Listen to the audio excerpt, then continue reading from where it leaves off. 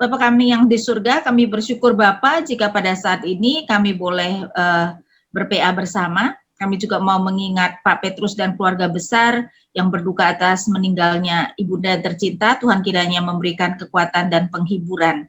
Kami juga berdoa Tuhan untuk setiap kami, Tuhan kiranya yang terus memberikan kami kesehatan. Berdoa juga Ibu Heni, Tuhan yang terus pulihkan, sehingga dia boleh benar-benar pulih kembali dengan cepat. Dan setiap kami pun Tuhan, supaya kami juga boleh menjaga stamina, karena memang COVID sedang tinggi-tingginya di Indonesia, sehingga kami pun kemudian boleh diberikan kesehatan yang baik. Kami berdoa hanya di dalam nama Tuhan kami Yesus Kristus. Amin. Oke.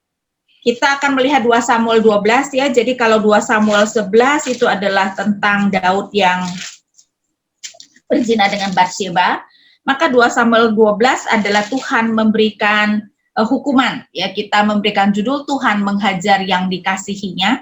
Ini adalah judul yang saya ambil dari apa yang Ibrani 12 katakan ya. Ibrani 12 ayat 5, Tuhan menghajar orang yang dikasihinya. Nah, menarik bahwa kita melihat Tuhan membiarkan Daud berkancah dalam dosa selama sekitar 1 tahun sebelum menegurnya. Memang kita tidak tahu persis berapa lama, tapi kan sampai kemudian nanti anak ini lahir, sehingga 9 bulan, belum dari awal sampai kemudian mereka Batsyeba hamil, kita tidak tahu berapa lama, sehingga kita bisa memperkirakan lah ya, Tuhan membiarkan Daud kira-kira 1 tahun. Bukan saja supaya buah dari dosa menjadi nyata, karena kemudian kita melihat bahwa anak hasil perzinahan tersebut sudah lahir ya, sehingga kalau kita melihat ayat 14 dan 15, walaupun demikian karena engkau dengan perbuatan ini telah sangat menista Tuhan, pastilah anak yang lahir bagimu itu akan mati. Nah, kemudian kita melihat juga supaya hati nurani Daud terus menyiksa dirinya. Saudara, kalau kita melihat Mazmur 32, memang Mazmur 32 tidak dikatakan kalau itu adalah Mazmur yang ditulis Daud setelah perzinahannya dengan Batsyeba. Mazmur 51 yang jelas ya, itu adalah akibat perzinahan dengan Batsyeba. Tapi banyak ahli menganggap ini juga berkaitan dengan perzinahan Daud dengan Batsyeba. Dan kita bisa melihat, saya bacakan beberapa ayat dari Mazmur 32, dari Daud nyanyian pengajaran. Berbahagialah orang yang diampuni pelanggarannya, yang dosanya ditutupi. Berbahagialah manusia yang kesalahannya tidak diperhitungkan Tuhan dan yang tidak berjiwa menipu. Perhatikan dari ayat 3. Selama aku berdiam diri, tulang-tulangku menjadi lesu karena aku mengeluh sepanjang hari. Sebab siang malam tanganmu menekan aku dengan berat, sumsumku menjadi kering seperti oleh teriknya musim panas. Dosaku kuberitahukan kepadamu dan kesalahanku tidaklah kusembunyikan. Aku berkata, aku akan mengaku kepada Tuhan pelanggaran-pelanggaranku dan kau mengampuni kesalahan karena dosaku. Ya, sehingga kita bisa melihat ternyata selama Daud tidak mau mengakui dosanya, jiwanya tersiksa ya, sampai dikatakan sumsumnya menjadi kering dan sebagainya. Ya, jadi, nah, sekarang kita bisa melihat sudah waktunya bagi Daud untuk bertobat ya. Jadi kita melihat sekarang pertama-tama tuduhan dosa. 2 Samuel 12 ayat 1 sampai 9. Saya bacakan. Tuhan mengutus Nathan kepada Daud, dia berkata kepada Daud dan berkata kepadanya, ada 2 orang dalam satu kota, yang seorang kaya, yang lain miskin. Si kaya mempunyai sangat banyak kambing domba dan lembu sapi. Si miskin tidak mempunyai apa-apa selain dari seekor anak domba betina yang kecil yang dibeli dan dipeliharanya. Anak domba itu menjadi besar padanya bersama-sama dengan anak-anaknya. Makan dari suapnya dan minum dari pialanya dan tidur di pangkuannya seperti seorang anak perempuan baginya. Pada suatu waktu orang kaya itu mendapat tamu dan dia merasa sayang mengambil seekor dari kambing dombanya atau lembunya untuk memasaknya bagi pengembara yang datang kepadanya itu. Ya, memang orang dunia kuno itu dianggap kalau ada orang asing misalnya mereka seharusnya mengundang makan, bahkan mengundang untuk menginap di rumah ya. Jadi ia mengambil anak domba betina kepunyaan si miskin itu dan memasaknya bagi orang yang datang kepadanya. Nah, melalui perumpamaan ini kita lihat next ya. Seharusnya kita bisa melihat kan ini jelas mau mengatakan tentang Daud yang sudah banyak istri, tetapi kemudian mengambil istri orang yang satu-satunya.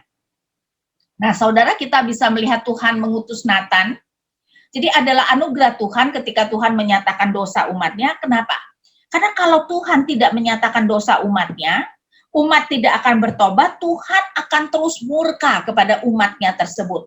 Karena itu kalau Tuhan sudah menyatakan dosa, berarti dia mau kita bertobat, dan kalau kita sudah bertobat, Tuhan kembali akan memberikan anugerah. Itu kita harus melihat ya.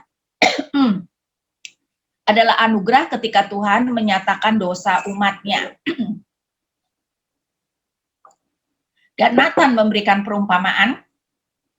Perhatikan kata makan, minum, tidur. Ya saudara, kita bisa melihat di ayat 3 kan.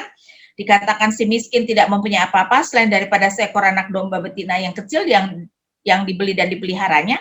Anak domba itu menjadi besar padanya bersama-sama dengan anak-anaknya, makan dari suapnya dan minum dari pialanya dan tidur di pangkuannya. Nah, bandingkan dengan perkataan Uria di dalam pasal 11 ayat 11. Tetapi Uria berkata kepada Daud, Tabut serta orang Israel dan orang Yehuda diam dalam pondok, juga tuanku Yoab dan hamba-hamba tuanku sendiri berkemah di padang. Masakan aku pulang ke rumahku untuk makan, minum, dan tidur dengan istriku. Ya, jadi dengan sengaja Nathan memakai kata-kata yang seharusnya mengingatkan kita apa yang dikatakan Uria. Kemudian saya lanjutkan baca. Ayat 5 dan 6, lalu Daud menjadi sangat marah kepada orang itu dan dia berkata kepada Nathan, demi Tuhan yang hidup, orang yang melakukan itu harus dihukum mati. Dan anak domba betina itu harus dibayar gantinya 4 kali lipat karena ia telah melakukan hal itu dan oleh karena ia tidak kenal belas kasihan. Nah, tidak kenal belas kasihan, kata belas kasihan ayat 6, merupakan kata yang sama di ayat 4 yang diterjemahkan sebagai sayang ya. Ia merasa sayang mengambil seekor dari kambing dombanya, jadi ia sayang pada dombanya, tapi ia tidak sayang, ya, tidak sayang pada orang miskin yang diambil dombanya, ya, sehingga kita melihat Nathan memberi perumpamaan. Kemudian next kita melihat Daud kemudian menghukum dengan bijak. Walaupun sepintas lalu sepertinya apa yang dikatakan Daud itu berlebihan. Sekali lagi dia berkata bahwa ya di ayat 5, demi Tuhan yang hidup, orang yang melakukan itu harus dihukum mati. Masa mengambil seekor domba harus dihukum mati? Tapi dia menambahkan, dan anak domba betina itu harus dibayar gantinya 4 kali lipat. Tapi kalau kita melihat struktur dari hukuman yang diberikan, hukuman mati itu bukan karena mengambil seekor anak domba. Dan itu kalau kita melihat struktur hukuman yang Daud berikan, orang itu harus mati, ya, kemudian anak domba betina diganti 4 kali karena ia telah melakukan hal itu. Jadi saudara-saudara, kita bisa melihat karena mengambil anak domba dia harus mengganti 4 kali lipat. Nah, ini cocok dengan hukum Taurat.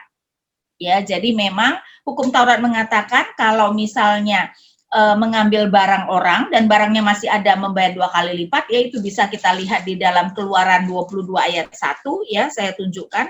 Keluaran 22 ayat 1. Apabila seseorang mencuri seekor lembu atau seekor domba dan membantainya atau menjualnya, maka ia harus membayar gantinya, yakni 5 ekor lembu ganti lembu itu dan 4 ekor domba ganti domba itu.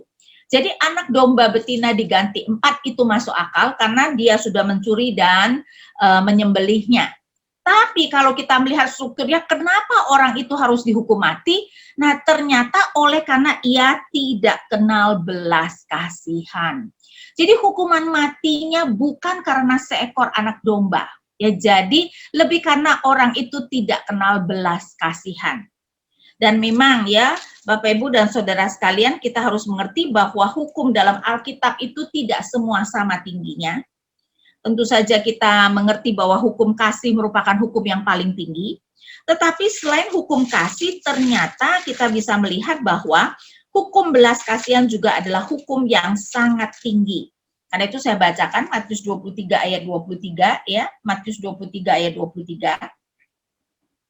Celakalah kamu, hai ahli-ahli Taurat dan orang-orang Farisi, hai kamu orang-orang munafik, sebab persepuluhan dari selasih, adas manis dan jintan kamu bayar, tetapi yang terpenting dalam hukum Taurat kamu abaikan, yaitu keadilan dan belas kasihan dan kesetiaan. Yang satu harus dilakukan dan yang lain jangan diabaikan. Jadi ada 3 hukum yang sangat penting sesudah hukum kasih, yaitu keadilan, belas kasihan, dan kesetiaan. Dan di sini kita melihat orang itu, kata Daud, tidak kenal belas kasihan, dan karena itu Daud menghukum mati. Ya, kita memang harus mengerti ya, Bapak Ibu, belas kasihan adalah sesuatu yang sangat Tuhan kehendaki. Bahkan Alkitab dengan jelas mengatakan bahwa Tuhan lebih menghendaki belas kasihan daripada persembahan. Saya bacakan misalnya Matius 12 ayat 7. Jika memang kamu mengerti maksud firman ini, yang kuhendaki ialah belas kasihan dan bukan persembahan, tentu kamu tidak menghukum orang yang tidak bersalah. Ya, jadi sekali lagi kita bisa melihat bahwa betapa pentingnya belas kasihan itu, ya. Dan Daud kemudian menghukum mati gara-gara orang itu tidak kenal belas kasihan. Nah, kemudian kita melihat next, ya. Apa yang menjadi tujuan perumpamaan? Kenapa Nathan memberikan perumpamaan? Kenapa tidak langsung misalnya mengecam Daud karena dosanya? Saudara, walaupun kita tahu bahwa Daud adalah orang yang takut akan Tuhan ya, tapi namanya kalau kemudian dikecam dosanya, orang itu bisa unpredictable ya, bahkan sudah biasa bahwa raja-raja itu kemudian membunuh nabi-nabi yang mengecam dosanya. Karena itu kita melihat Nathan bertindak menurut ajaran Tuhan Yesus, cerdik seperti ular ya. Jadi dia melakukan sesuatu yang cerdik seperti ular tetapi tulus seperti merpati. Kenapa kita bisa mengatakan cerdik seperti ular? Yaitu supaya Daud menjadi murka secara objektif. Karena kalau tidak ya, ketika misalnya Nathan langsung mengatakan kamu ya tidak berbelas kasihan mengambil istri orang, Daud kan pasti di dalam dirinya itu memberikan berbagai macam alasan mungkin kenapa dia melakukan itu. Karena itu supaya Daud yang tidak tahu bahwa itu berbicara tentang dirinya kemudian bisa murka secara objektif. Nah, ini juga merupakan strategi yang pernah dilakukan oleh Esther. Saya tunjukkan ya, ini adalah sesuatu yang sangat menarik. Esther 7 ayat 3 sampai 4. Ceritanya itu kan raja diundang oleh Ratu Esther bersama dengan Haman, dan Esther mau memberitahukan raja tentang undang-undang yang disuruh dikeluarkan oleh Haman mengenai boleh membunuh seluruh orang Yahudi. Nah, menarik, saya bacakan apa yang Esther katakan di dalam Esther 7 ayat 3 dan 4. Maka jawab Esther sang ratu, ya raja, jikalau hamba mendapat kasih raja dan jikalau baik pada pemandangan raja, karuniakanlah kiranya kepada hambanya nyawa hamba atas permintaan hamba dan bangsa hamba atas keinginan hamba. Karena kami, hamba serta bangsa hamba telah terjual untuk dipunahkan, dibunuh, dan dibinasakan. Jikalau seandainya kami hanya dijual sebagai budak laki-laki dan perempuan, niscaya hamba akan berdiam diri, tetapi malapetaka ini tiada taranya di antara bencana yang menimpa raja. Saudara, yang sangat menarik adalah Esther dengan sengaja cuma mengatakan ada undang-undang yang mau membunuh dia bangsanya, tapi tidak mengatakan siapa yang mengeluarkan undang-undang itu. Karena apa? Karena Esther tentu saja mengerti bahwa Raja Ahasiweros sangat senang dengan Haman. Buktinya Haman dijadikan orang nomor 2 di negerinya. Berarti tentu saja ini adalah orang yang disukai. Kita kalau mendengar nih seseorang kemudian mengadu kepada kita, orang yang kita respek atau itu bahkan adalah anak kita atau apa yang melakukan kesalahan-kesalahan ini, sadar atau tidak sadar di dalam hati kita itu mulai membela. Kan itu kita tidak akan murka secara objektif. Ya, jadi kita bisa melihat bahwa ini adalah sesuatu yang sangat baik yang dilakukan oleh Nathan, supaya Daud bisa menjadi murka secara objektif. Tetapi juga yang tidak kalah pentingnya adalah supaya Daud sebagai raja memberikan hukuman bagi dirinya sendiri. Saudara-saudara, seorang raja di Israel itu adalah hakim yang tertinggi. Jadi kalau di Indonesia sudah seperti Mahkamah Agung ya, jadi dalam arti sudah pengadilan kan, pengadilan biasa, pengadilan negeri, pengadilan tinggi, dan kemudian Mahkamah Agung kan, dan kalau sudah sampai kepada Mahkamah Agung, sudah tidak bisa diganggu-gugat lagi ya, kalau baru pengadilan negeri, pengadilan tinggi kan masih bisa digugat. Nah, raja sudah merupakan pengadilan yang tertinggi, sehingga tentu saja tidak bisa ya, sehingga kita bisa bayangkan tidak bisa lagi diganggu-gugat ya, dan dengan sengaja kita melihat bahwa Ini yang sengaja dilakukan oleh Nathan ya, supaya raja memberikan hukuman bagi dirinya sendiri ya. Jadi kita bisa melihat itu. Nah, next kita melihat ya. Nah, kesalahan Daud menjadi semakin berat karena anugerah yang telah Tuhan berikan kepadanya ya, sehingga kalau kita bacakan, saya lanjutkan membaca ya. Saya lanjutkan membaca ayat 7 sampai 9. Kemudian berkatalah Nathan kepada Daud, engkaulah orang itu. Jadi setelah Daud marah, ya, memberikan hukuman, baru Nathan dengan lihai mengatakan engkaulah orang itu dengan cerdik, ya. Beginilah firman Tuhan Allah Israel. Akulah yang mengurapi engkau menjadi raja atas Israel, dan akulah yang melepaskan engkau dari tangan Saul. Telah kuberikan isi rumah tuanmu kepadamu dan istri-istri tuanmu ke dalam pangkuanmu. Aku telah memberikan kepadamu kaum Israel dan Yehuda, dan seandainya itu belum cukup, tentu kutambah lagi ini dan itu kepadamu. Mengapa engkau menghina Tuhan dengan melakukan apa yang jahat di matanya? Jadi kesalahan Daud menjadi semakin berat karena anugerah yang telah Tuhan berikan kepadanya. Tuhan memberikan Israel dan Yehuda kepada dia, ya. Tuhan yang sudah mengurapi dia menjadi raja, dan juga ada hal yang mungkin bagi kita aneh, yaitu bahwa Tuhan sudah memberikan ya istri-istri Saul kepada Daud. Ya, dalam hal ini mungkin bagi kita merupakan sesuatu yang aneh ya. Jadi ayat 8, telah kuberikan isi rumah tuanmu yaitu Saul kepadamu dan istri-istri tuanmu ke dalam pangkuanmu. Dan mungkin bagi kita aneh, itu kan ibu-ibu mertua dari Daud dong, karena Daud adalah menantu Saul. Tapi Bapak Ibu sekalian, di dalam dunia kuno, ya, istri ataupun gundik raja tidak boleh jatuh ke tangan orang lain. Karena memiliki istri atau gundik raja menunjukkan dia berkuasa. Jadi istri raja harus biasanya diwariskan kepada raja berikutnya, tapi tentu saja raja berikutnya itu tidak akan tidur dengan istri-istri raja sebelumnya ya, tapi maksudnya jadi di istana dan kemudian tidak boleh kemudian jatuh ke tangan orang lain. Karena itu kenapa Tuhan memakai kata istri-istri Saul diberikan kepada Daud. Kita bisa bandingkan Abisyak, istri terakhir Daud, ada di tangan Salomo, karena di dalam 1 Raja-Raja 2 Adonia kemudian melalui Batseba mau meminta Abisyak. Nah, ketika Adonia mau meminta Abisyak, si Salomo melihat bahwa Adonia sebenarnya mau meminta kuasa sebagai raja. Ya, karena itu kalau saya bacakan 1 Raja-Raja 2, karena itu kenapa Salomo nanti menyuruh memenggal kepala si Adonia. 1 Raja-Raja 2 saya bacakan. Ya, ketika Adonia melalui Batseba meminta kepada Salomo untuk diberikan Abisyak ya. Jadi saya bacakan misalnya 1 Raja-Raja 2 dari ayat 20. Berkatalah perempuan itu, suatu permintaan kecil saja yang kusampaikan kepadamu, yaitu Batseba. Janganlah tolak permintaanku, jawab raja kepadanya, mintalah ya ibu, sebab aku tidak akan menolak permintaanmu. Kata perempuan itu, biarlah Abisyak dari Sunem itu diberikan kepada kakakmu Adonia menjadi istrinya. Tetapi Raja Salomo menjawab ibunya, mengapa engkau meminta hanya Abisyak gadis Sunem itu untuk Adonia? Minta jugalah untuknya kedudukan raja. Bukankah dia saudaraku lebih tua dan di pihaknya ada Imam Abiatar dan Yoab anak Zeruya.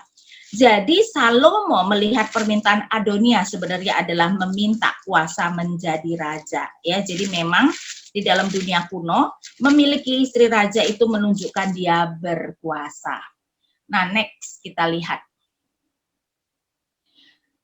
Sekarang kita melihat prinsip keadilan Tuhan, ya, saya bacakan dari ayat 9, tadi saya belum selesai ya. Mengapa engkau menghina Tuhan dengan melakukan apa yang jahat di matanya? Uria orang Het itu kau biarkan ditewaskan dengan pedang. Istrinya kau ambil menjadi istrimu dan dia sendiri telah kau biarkan dibunuh oleh pedang Bani Amon. Oleh sebab itu, pedang tidak akan menyingkir dari keturunanmu sampai selamanya. Karena engkau telah menghina aku dan mengambil istri Uria orang Het itu untuk menjadi istrimu.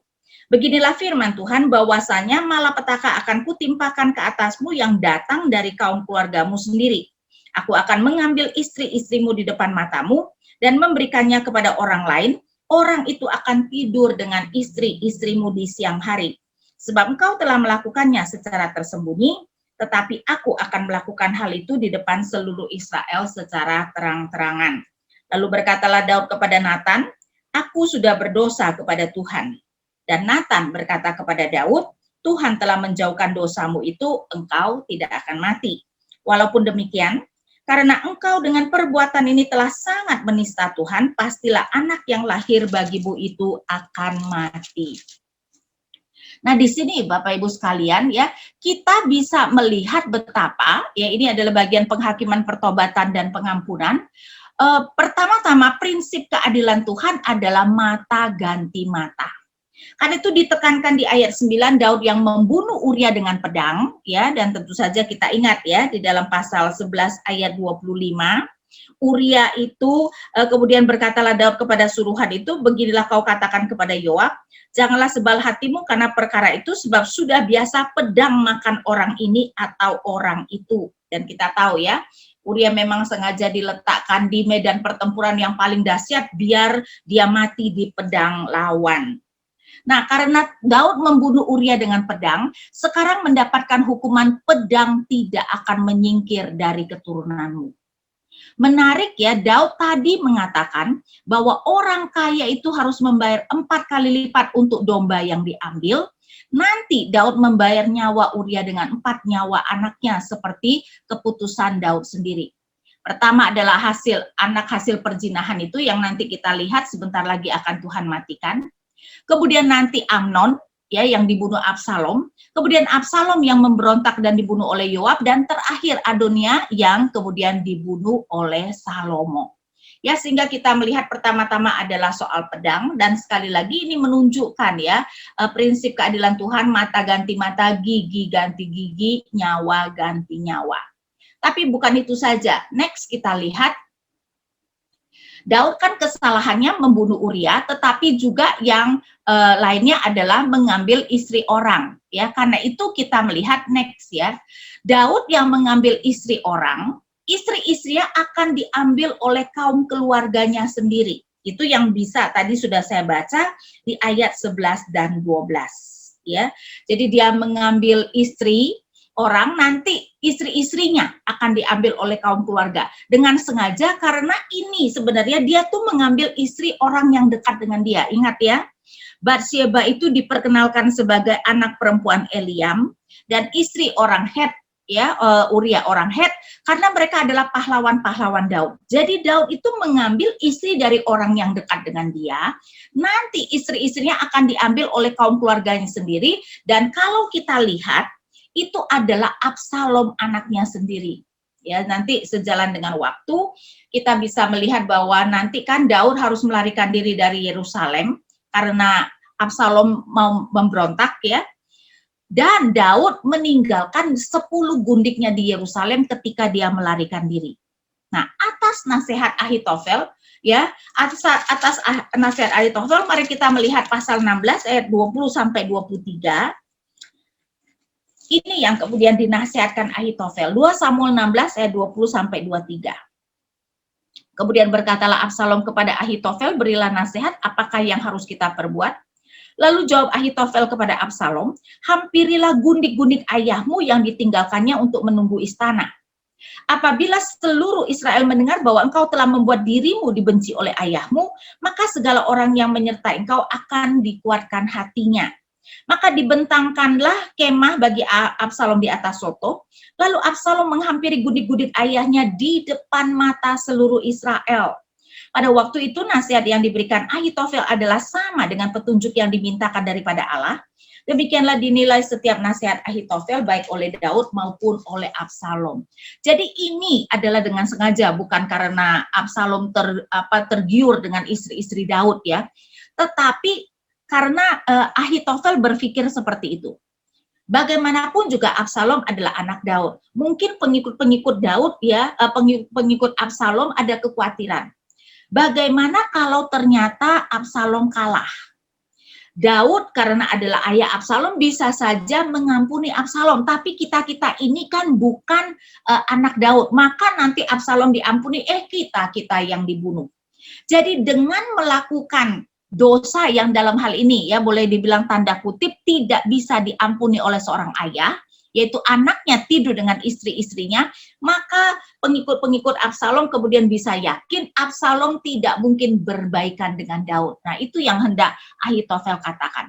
Dan tentu saja ini adalah kehendak Tuhan dan ini menjadi hukuman bagi Daud ya, mata ganti mata. Daud yang mengambil istri orang, istri-istri yang akan diambil oleh kaum keluarganya. Dan perhatikan Tuhan mengatakan kalau kamu melakukannya secara tersembunyi, aku akan melakukannya terang-terangan. Ya, jadi saya bacakan misalnya ayat 11 lagi ya, 2 Samuel 12 dari ayat 11. Beginilah firman Tuhan, bahwasanya malapetaka akan kutimpakan ke atasmu yang datang dari kaum keluargamu sendiri, ya bahkan anak Daud sendiri.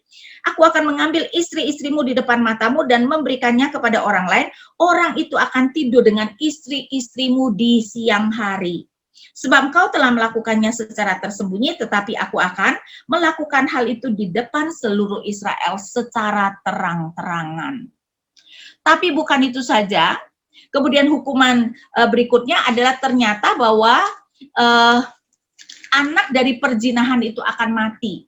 Ya, tetapi perhatikan bahwa selain bayi hasil perzinahan, ketiga anak Daud yang dewasa mati di bawah pedang, itu ada kaitannya dengan perempuan. Tadi kita mengatakan kan, Daud akan membayar 4 kali lipat nyawa anaknya. Tentu saja kalau anak hasil perzinahan masih bayi, tidak ada hubungan dengan perempuan. Tetapi Amnon ya nanti memperkosa Tamar ya dan dibunuh Absalom. Absalom kan nanti tidur dengan gundik-gundik ayahnya dan akhirnya Absalom dibunuh oleh Yoab dan Adonia meminta Abishag istri terakhir dari Daud dan akhirnya dia dihukum mati ya, sehingga kita melihat bahwa ini benar-benar mata ganti mata. Next kita melihat Daud ya tidak salah disebut sebagai orang yang diperkenan Tuhan atau a man after God's own heart. Karena itu kita bisa melihat Daud bertobat dan Tuhan tidak mematikan. Di ayat 13 lalu berkatalah Daud kepada Nathan, aku sudah berdosa kepada Tuhan. Perhatikan Daud tidak mencoba memberi alasan ya. Kita bisa bandingkan Saul itu selalu mencari alasan ketika didakwa ya. Ketika dia tidak menunggu sampai Samuel datang pada hari ke-7 dia mengatakan gara-gara kemudian rakyat meninggalkan dia. Ketika dia tidak membunuh Agag dan juga ternak-ternak yang tambun, dia mengatakan adalah rakyat yang karena mau memberikannya kepada Tuhan. Pokoknya selalu ada alasan. Perhatikan Daud sama sekali tidak memberikan alasan, aku sudah berdosa kepada Tuhan. Tentu saja memang beralasan kepada Tuhan, apakah ada gunanya? Tuhan pasti sudah tahu segala sesuatunya. Ya. Nah, saudara-saudara, Daud itu pantas mati 2 kali. Karena apa? Orang yang melakukan perzinahan dapat dihukum mati. Saya tunjukkan Imamat 20 ayat 10. Ya, jadi kita melihat Imamat 20 ayat 10. Imamat 10 ayat 20, bila seorang laki-laki berzina dengan istri orang lain, yakni berzina dengan istri sesamanya manusia, pastilah keduanya dihukum mati, baik laki-laki maupun perempuan yang berzina itu. Ya, dan tentu saja orang yang membunuh dengan sengaja hukumannya jelas adalah hukuman mati. Imamat 24 ayat 17. Imamat 24 ayat 17. Juga apabila seorang membunuh seorang manusia, pastilah ia dihukum mati, ya. Sehingga kita bisa melihat bahwa dua-duanya pantas dihukum mati. Nah, tapi kemudian bilangan 35 mengatakan hal seperti ini ya. Bilangan 35, saya bacakan ayat 31. Bilangan 35 ayat 31. Janganlah kamu menerima uang tebusan karena nyawa seorang pembunuh yang kesalahannya setimpal dengan hukuman mati, tetapi pastilah ia dihukum. Juga janganlah kamu menerima uang tebusan karena seorang yang telah melarikan diri ke kota perlindungannya supaya ia boleh kembali untuk diam di tanahnya sebelum matinya imam besar. Bilangan 35 itu mengatakan ada dua pembunuhan deh ya, pembunuhan sengaja maupun tidak sengaja yang keluarga tidak boleh menerima uang tebusan. Karena itu ada ahli yang mengatakan untuk yang lain termasuk perzinahan, kalau si suami misalnya bersedia menerima uang tebusan, orang itu bisa tidak dihukum mati. Karena itu kenapa saya menuliskan orang yang melakukan perzinahan dapat ya, tidak harus dapat dihukum mati, tapi orang yang membunuh dengan sengaja hukumannya jelas adalah hukuman mati, karena bilangan 35 mau mengatakan keluarga korban tidak boleh menerima, ya tidak boleh menerima uang tebusan, orang itu harus dihukum mati. Jadi jelas seharusnya Daud itu harus dihukum mati. Tapi Tuhan kemudian berbelas kasihan, karena itu kita balik lagi kepada 2 Samuel 12 ayat 13 tadi ya. Lalu berkatalah Daud kepada Nathan, aku sudah berdosa kepada Tuhan. Dan Nathan berkata kepada Daud, Tuhan telah menjauhkan dosamu itu, engkau tidak akan mati. Jadi semata-mata itu adalah anugerah Tuhan. Tuhan tidak mematikan Daud, tapi Daud tidak dihukum mati, namun anak hasil perzinahannya dengan Batsheba akan mati. 14. Walaupun demikian, karena engkau dengan perbuatan ini telah sangat menista Tuhan, pastilah anak yang lahir bagimu itu akan mati. Ya, jadi kita lihat kemudian next ya. Nah, next permohonan belas kasihan ayat 15 sampai 23. Ketika dikatakan anaknya akan mati, Daud kemudian memohon belas kasihan. 15. Kemudian pergilah Nathan ke rumahnya. Dan Tuhan menulahi anak yang dilahirkan bekas istri Uria bagi Daud sehingga sakit.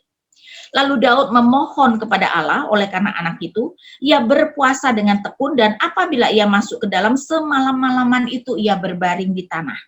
Maka datanglah kepadanya para tua-tua yang di rumahnya untuk meminta dia bangun dari lantai, tetapi ia tidak mau, juga ia tidak makan bersama-sama dengan mereka. Ya. Jadi Daud memohon belas kasihan dengan berpuasa dan bisa semalam-malaman berbaring tersungkur, kelihatannya memohon kepada Tuhan. Tapi rupanya Tuhan tidak mengabulkan doa Daud. Ayat 18, pada hari yang ketujuh matilah anak itu. Nah, Daud kan tidak tahu, karena kan memang dia bukannya menjaga, dia terus memohon kepada Tuhan. Dan pegawai-pegawai Daud takut memberitahukan kepadanya bahwa anak itu sudah mati. Sebab mereka berkata, ketika anak itu masih hidup, kita telah berbicara kepadanya, tetapi ia tidak menghiraukan perkataan kita, ya tidak mau makan.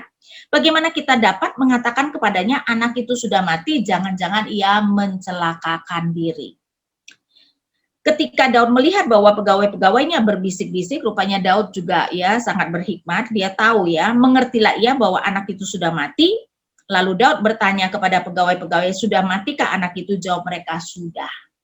Saudara-saudara, kata mati muncul sampai 5 kali di dalam 2 ayat ini. Ya, menekankan Tuhan tidak mengabulkan doa Daud, anak itu mati pada hari yang ke-7. Ya, jadi kita bisa melihat kata mati sampai 5 kali muncul di 2 ayat tersebut. Nah, tapi kemudian kita melihat ada sesuatu yang sangat menarik, dan bagi saya ya ini juga sangat menunjukkan betapa Daud adalah orang yang mengerti hati Tuhan. Ayat 20, lalu Daud bangun dari lantai, ia mandi dan berurap dan bertukar pakaian. Kemudian perhatikan, ia masuk ke rumah Tuhan dan sujud menyembah. Hal pertama yang dilakukan Daud ketika dia mendengar Tuhan tidak mendengarkan doanya, Tuhan tidak mengabulkan doanya, Tuhan tetap mematikan anak itu, adalah masuk ke rumah Tuhan dan sujud menyembah. Bagi saya ini menunjukkan hati Daud yang rela menerima hukuman apapun dari Tuhan. Karena apa? Karena dia tahu dia layak menerimanya. Dia tahu bahkan di dalam hukuman itu Tuhan masih penuh dengan anugerah. Jadi walaupun betul Tuhan tidak menjawab doa dia, tetapi dia tetap sujud, dan saya rasa dia bukan marah-marah ya. Dia masuk ke dalam rumah Tuhan dan sujud menyembah ya saudara. Ini merupakan teladan yang harus kita pelajari ya. Tidak mengherankan Daud itu disebut sebagai a man after God's own heart. Orang yang sesuai dengan hati Tuhan, dia mengerti sekali hati Tuhan. Dia bisa mengerti kenapa Tuhan harus mematikan anaknya, ya, sehingga orang yang benar-benar mengerti Tuhan. Baru sesudah itu pulanglah ia ke rumahnya, dan atas permintaannya lalu dihidangkan kepadanya roti, lalu ia makan. Ya, jadi sesudah itu baru kemudian Daud makan. Next ya. Jadi kita melihat kemudian Daud tidak lagi berpuasa dan minta makan. Nah, ini tentu saja membuat pegawai-pegawainya bingung ya. Tadi kan sebelum mati aja sudah tidak mau makan, sampai pegawai-pegawai tidak berani memberitahu dia, takut dia melukai dirinya. Karena itu saya bacakan dari ayat 21. Berkatalah pegawai-pegawainya kepadanya, apakah artinya hal yang kau perbuat ini? Oleh karena anak yang masih hidup itu engkau berpuasa dan menangis, tetapi sesudah anak itu mati, engkau bangun dan makan. Jawabnya, selagi anak itu hidup, aku berpuasa dan menangis karena pikirku siapa tahu, ya siapa tahu Tuhan mengasihani aku sehingga anak ini tetap hidup. Tetapi sekarang ia sudah mati, mengapa aku harus berpuasa? Dapatkah aku mengembalikannya lagi? Aku tidak akan pergi kepadanya, aku yang akan pergi kepadanya, tetapi ia tidak akan kembali kepadaku. Saudara, doktrin Daud siapa tahu. Ya, dan ini menunjukkan pernyataan hukuman Tuhan bisa merupakan kesempatan untuk bertobat. Daud mengerti sekali bahwa Allahnya adalah Allah yang berespon. Betul, Allah kita adalah Allah yang tidak berubah. Kalau Allah sudah menetapkan sesuatu, tapi tokoh-tokoh Alkitab mengerti kalau Allah baru mengatakan sesuatu, belum tentu itu adalah ketetapan. Dan kalau itu bukan ketetapan, bisa merupakan kesempatan bagi umat Tuhan untuk bertobat. Karena itu saya bacakan Yeremia 18 ayat 7 sampai 10. Ya, Yeremia 18 ayat 7 sampai 10. Ada kalanya aku berkata, perhatikan ya, bukan aku menetapkan, tetapi aku berkata. Ada kalanya aku berkata tentang suatu bangsa dan tentang suatu kerajaan, bahwa aku akan mencabut, merobohkan, dan membinasakannya. Tetapi apabila bangsa yang terhadap siapa aku berkata demikian telah bertobat dari kejahatannya, maka menyesallah aku bahwa aku hendak menjatuhkan malapetaka yang kurancangkan itu terhadap mereka. Ada kalanya aku berkata tentang suatu bangsa dan tentang suatu kerajaan bahwa aku akan membangun dan menanam mereka, tetapi apabila mereka melakukan apa yang jahat di depan mataku dan tidak mendengarkan suaraku, maka menyesallah aku bahwa aku hendak mendatangkan keberuntungan yang kujanjikan itu kepada mereka. Ya, jadi kembali kuncinya adalah ada kalanya aku berkata. Sekali lagi, kalau Tuhan sudah menetapkan, tidak ada yang bisa mengubah. Tapi Daud berpikir siapa tahu, ya Tuhan kan berkata anak itu akan dimatikan, siapa tahu ini bukan merupakan ketetapan Tuhan, tapi kesempatan yang Tuhan berikan untuk dia bertobat. Karena itu selama anak itu belum mati, dia berpikir siapa tahu, ya. Dan saya bacakan lagi ayat 22, ya, 2 Samuel 12 ayat 22. Jawabnya, selagi anak itu hidup, aku berpuasa dan menangis karena pikirku, siapa tahu Tuhan mengasihani aku sehingga anak itu tetap hidup. Nah, perkataan aku akan pergi kepadanya ayat 23, berarti Daud juga akan ke Seol dunia orang mati seperti anaknya nantinya. Kadang-kadang ayat ini digambarkan seolah-olah anak orang percaya yang meninggal waktu bayi pasti masuk surga, karena itu Daud kemudian mengatakan nanti aku akan ketemu dengan dia di surga. Tapi di dalam konteks perjanjian lama, ini hanyalah berarti bahwa aku yang harus mati, ya. Jadi Daud yang akan mati dan kemudian pergi ke Seol, karena semua orang mati itu pergi ke Seol di dalam konsep perjanjian lama, dan dalam arti bukan anaknya yang bisa datang kepada dia, ya. Jadi ayat ini harusnya tidak bisa kita pakai untuk menunjukkan bahwa anak orang percaya pasti masuk surga kalau mati waktu bayi. Apakah anak orang percaya yang mati bayi masuk surga atau tidak, itu tergantung kedaulatan Tuhan, apakah itu bayi pilihan atau bukan. Ya, sehingga kalau bayi pilihan tentu saja dia akan masuk surga. Tetapi kalau bukan, ya dia tidak akan masuk surga. Dan kayaknya itu kita tidak bisa tahu deh, ya. Cuman kita harus memegang bahwa Allah kita adalah Allah yang penuh kasih, ya. Tetapi tidak ada ayat yang menunjukkan bahwa bayi yang mati ketika masih muda pasti masuk surga, terutama bayi orang percaya, ya. Kemudian next kita melihat pemulihan Tuhan ayat 24 dan 25. Kemudian Daud menghibur hati Batseba istrinya. yang menghampiri perempuan itu dan tidur dengan dia, dan perempuan itu melahirkan seorang anak laki-laki. Lalu Tuhan memberi nama Salomo kepada anak itu. Tuhan mengasihi anak itu. Dan dengan perantaraan Nabi Nathan, ia menyuruh menamakan anak itu Yedija oleh karena Tuhan. Jadi Daud menghibur hati istrinya, ya, dan akhirnya kembali tidur.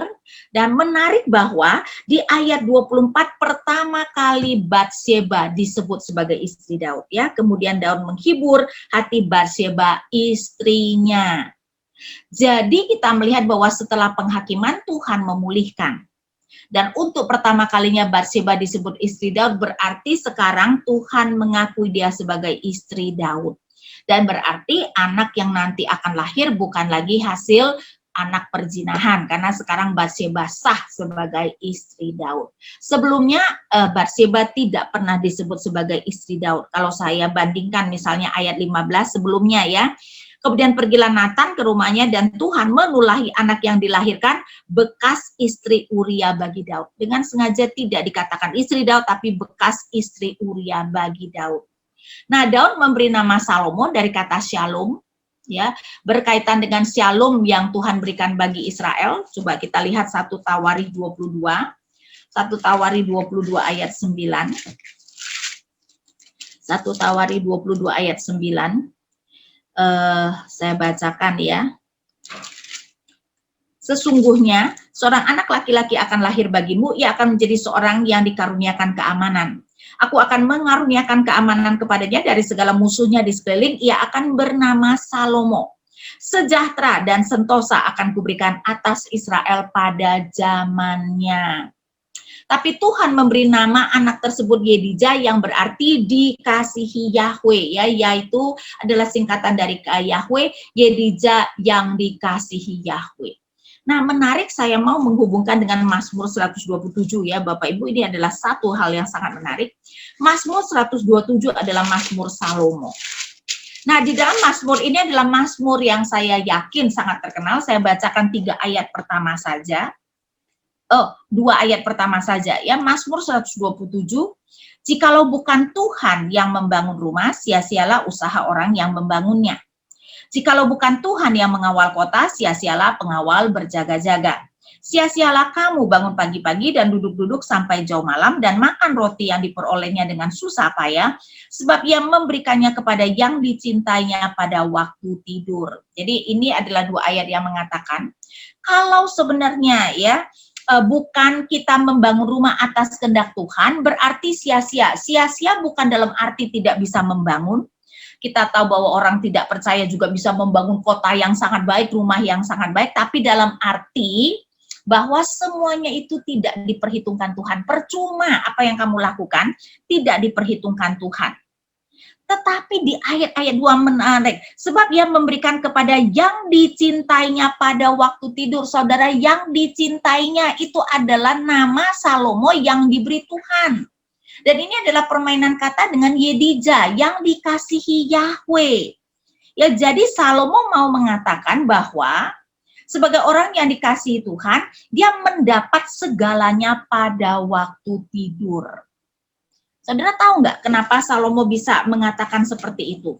Karena di dalam 1 Raja-Raja, setelah Salomo menjadi raja, Tuhan kan bertanya mau minta apa, dan Salomo mengatakan dia minta hikmat. Itu 1 Raja-Raja 3. Tapi saking Tuhan senang, ya, dengan permintaan Salomo, karena Salomo meminta hikmat adalah supaya dia bisa menjadi raja yang baik, ya, bagi umatnya, maka Tuhan menjanjikan banyak hal yang Salomo tidak minta. Karena itu saya bacakan misalnya 1 Raja-Raja 3 dari ayat 11.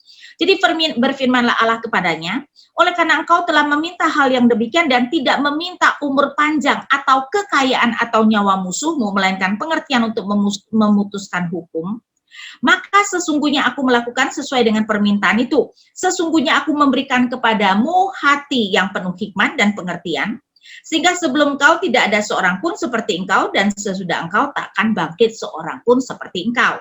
Dan juga apa yang tidak kau minta aku berikan kepadamu, baik kekayaan maupun kemuliaan, sehingga sepanjang umurmu takkan ada seorang pun seperti engkau di antara raja-raja. Bapak Ibu yang menarik, tahu nggak? Itu tidak terjadi pada waktu Salomo sadar, tapi terjadi dalam mimpi. Karena itu saya tunjukkan 1 Raja-Raja 3 di ayat 5. Di Gibeon itu Tuhan menampakkan diri kepada Salomo dalam mimpi pada waktu malam. Ayat 15, lalu terjagalah Salomo, ternyata ia bermimpi. Jadi Tuhan mengatakan akan memberikan dia kekayaan, umur panjang, nama yang terkenal, hikmat, semuanya itu dalam mimpi. Karena itu Salomo di dalam Mazmur 127 bisa mengatakan, bagi orang yang dikasihi Tuhan, berbicara tentang dirinya sendiri terutama, semuanya itu Tuhan memberikan pada waktu ia tidur. Ya, jadi dalam arti kita lakukan apa yang kita lakukan, tapi enggak usah sebenarnya sampai ngotot seperti apa, karena pada akhirnya Tuhan akan memberikan apa yang Tuhan hendak berikan kepada kita bahkan ketika kita tidur, ya. Tapi di sini kembali lagi kepada Daud, kita bisa melihat bahwa Tuhan memulihkan Daud. Dan bahkan kita tahu bahwa anak ini, Salomo inilah yang nanti dipilih oleh Tuhan menggantikan Daud, bahkan anak ini adalah anak yang nanti mendirikan bait Allah, ya. Sehingga kita bisa melihat ini adalah pasal di mana betul Tuhan menghajar dengan luar biasa Daud, ya. Dan ini belum selesai sebenarnya, nanti kita 2 minggu lagi kita melihat bahwa akibat dosa Daud, ya, mencakupi apa yang terjadi pada anak-anaknya nantinya. Tetapi setelah Tuhan menghukum, Tuhan memberikan anugerah yang begitu luar biasa, ya.